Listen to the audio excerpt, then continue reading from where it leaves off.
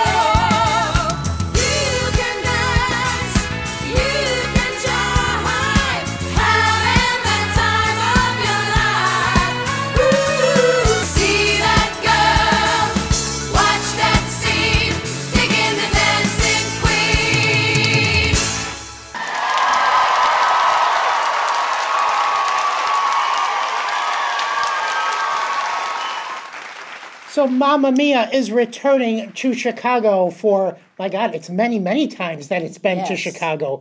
But we have a brand new Donna.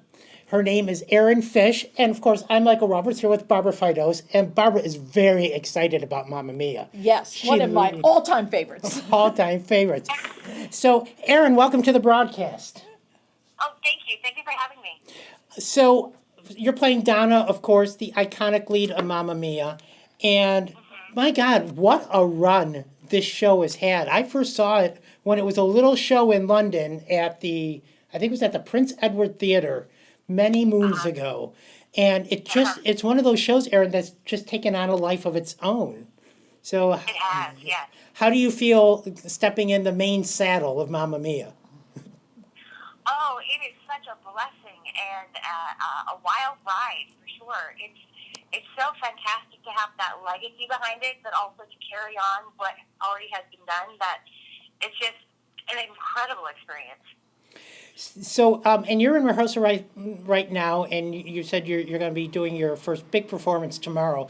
Take us to, for us novices that don't know the rehearsal process of a show of this magnitude, what are rehearsals like? Well, there are four people who help us through the rehearsal process. There's the director, Martha, choreographer, Janet, and Danny is the dance captain, and then we also have David, who is the musical supervisor, and Kevin, who is the musical director. So all of them have input into the rehearsal process. But basically, we learn the music as ABBA performed it. David makes sure that we do everything specific to how it was recorded. And then Kevin plays the show and keeps us in line.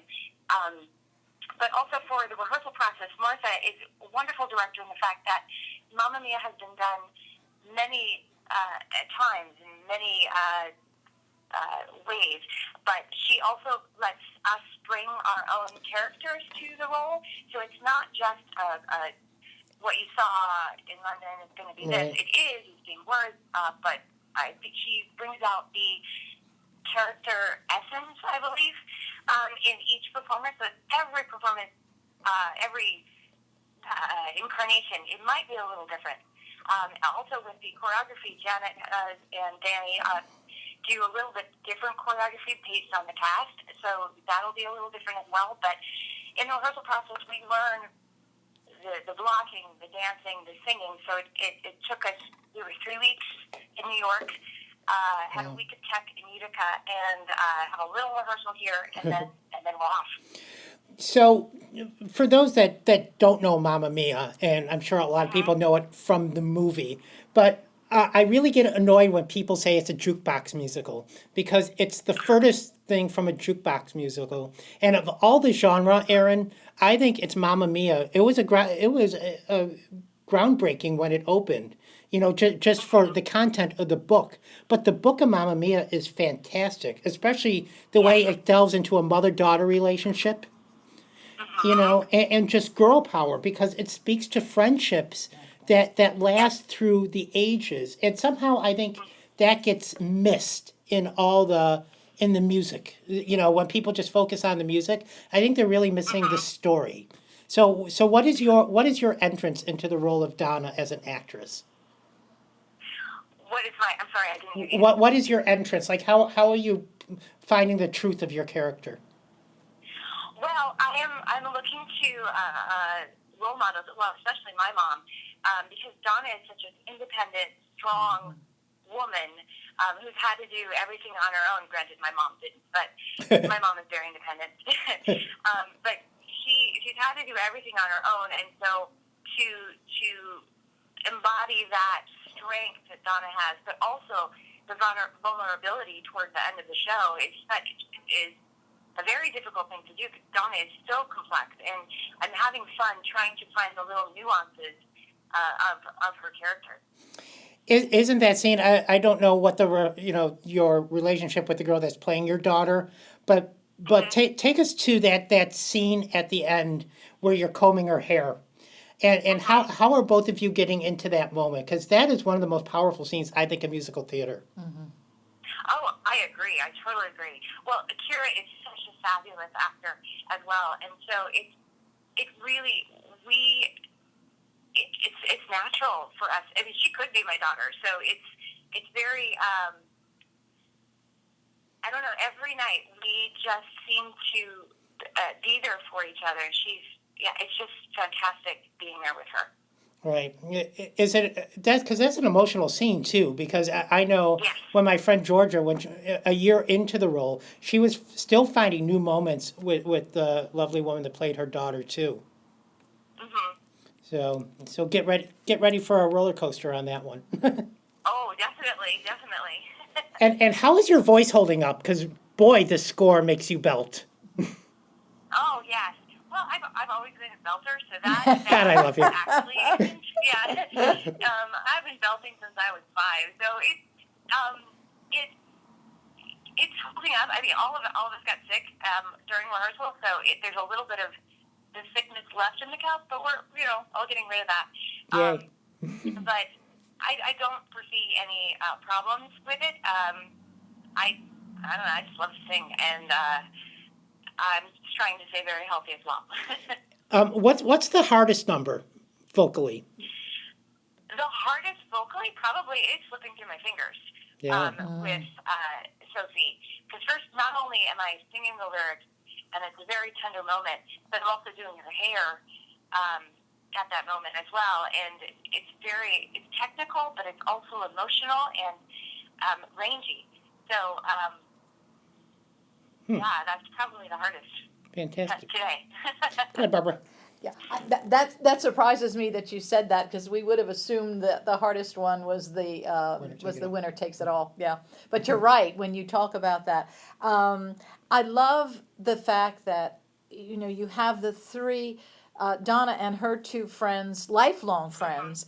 The juxtaposition between them and her daughter's friends, the relationships, they're so young and so new, and yours are mature, and it's almost like you didn't have to see each other for a very, very long time, and it's almost like you pick up where you left off. How do you create that synergy in your counterparts in the other two roles of your best friends? Yeah. Well, first of all, Laura and Sarah, who play the other two ladies, we really bonded. Great. So it's not it's not just acting, but we actually do have fun with each other on stage. We take that on stage with us. And I think also with Sophie and Allie and Lisa, they have bonded as well. So it's cast brilliantly, but also these relationships, we just take our relationships on stage, and it makes it so easy. Yeah. So we're just reading through your bio, Erin, my love. Now, have you ever been in the chorus? Because, dear God in heaven, you played every lead imaginable. I have a couple times, but those I just don't put in the resume That's anymore. right. It was a long time ago. But I'm also very tall, so I don't really fit into an ensemble. And I think I'm just now hitting my stride. So. Right. It's like Vera in Maine. Chorus, I was never in the chorus. How dare you, Maine?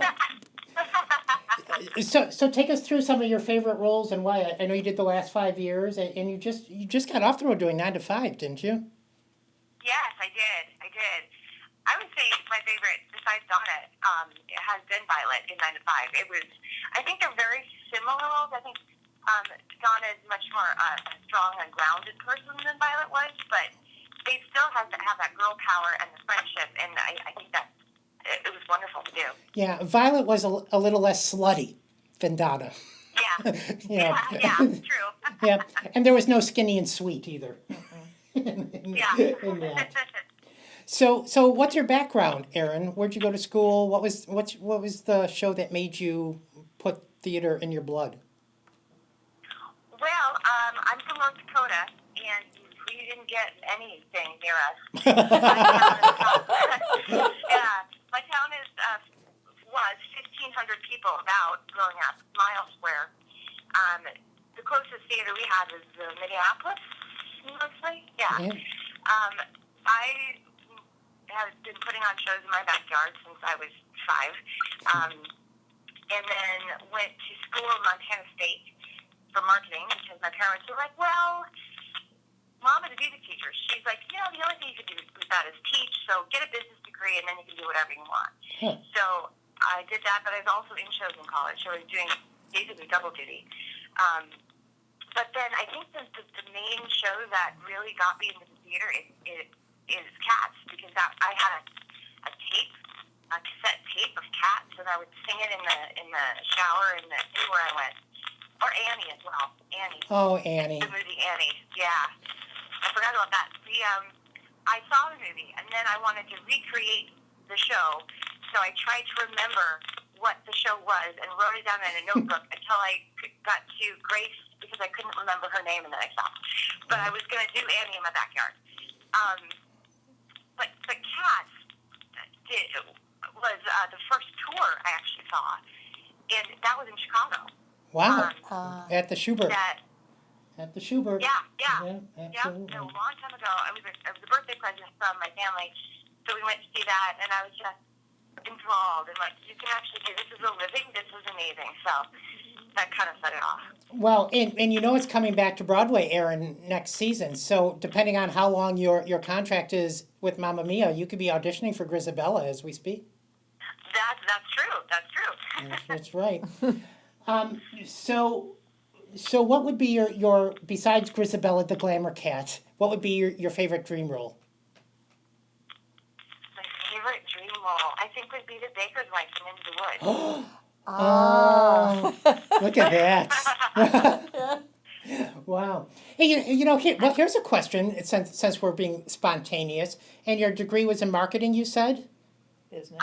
Yeah. So, how do you feel about how Broadway shows are marketed? Not just Broadway shows, but these tours with the use of social media and the like. Because this is what I've come to realize just running all these websites and knowing a bunch of theater folk, both on the producing side and composition side, that with marketing right now with some of these Broadway shows, ERIN, comes a lot of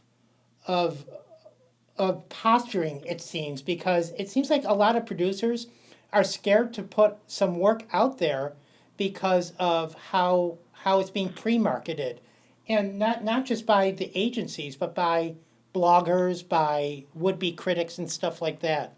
Have you seen that, just being on tour with all the shows you've been at, and have you seen an effect of social media over a show? Yeah, I'm so bad with social media. I noticed. I tried to find you earlier. Basically, Facebook, that's it. I think social media has changed the way that shows are marketed, but I truthfully don't know much about it, because once I realized I could do this as a profession, I kind of forgot about the marketing part. So when are you doing your first solo CD? Oh, no, not for a while. But you should. You should, and then you can self-market on social media. You can use all your degrees, you see? Yes, I could. Absolutely. So then your parents would be very happy that none of that was wasted. That's right. Oh, that's true. That's But right. they are happy now. Oh, I know they are. I know they must be. So how long are you on tour? How long are you contracted for with this? We are done mid-June, so we go until June next year. Wow. And that's one thing I do want to point out for all those people that get their little panties in a crawl about non-equity tours. These actors, you guys work your frickin' asses off, and you do international tours, you do U.S. tours. Your contracts are usually 3 or 4 months longer than an equity tour, and the quality that you get, there's no difference. There's no difference. Yeah, right. So, right. And is Networks producing this tour? Did I see that? No, it's Worklight Productions. It's Worklight. Nice. So what city are you most looking forward to? I think I'm most looking forward to Anchorage, Alaska. Wow. Now is this an international tour, ERIN? Are you going overseas with it, or is it just U.S. based? No, we're just in the U.S. and Canada. And what month are you going to be in Alaska? Yeah, that's important. We're actually there in January, so it'll be interesting. Oh, well, okay. Well, and you've been to Chicago many times, I'm sure. There's not going to be much difference between your November trip to Chicago and your January trip to Alaska. That's true. So, well, I wish you the best. I can't wait to see you in person. And I wish you, my God, a year on tour. And for those people who've only seen the film version, you have to go see the stage version. Not only to go see our new love, Aaron Fish, but boy, one of the best numbers are seeing these shirtless boys come out with their little flippers and. Yep, definitely. Right. You know that girl. So thank you, ERIN, and we will see you in Chicago. Great. Thank you so much, guys. Of course. Bye-bye, Erin. Bye. Bye-bye.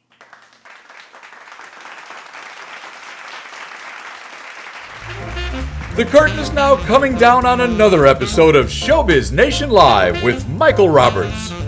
Make sure to visit showbiznationlive.com and ubnradio.com for information on upcoming shows and to listen to past episodes. Thank you for tuning in, and please support your local theaters and arts organizations. I'm your announcer, David Friend. See you at a show.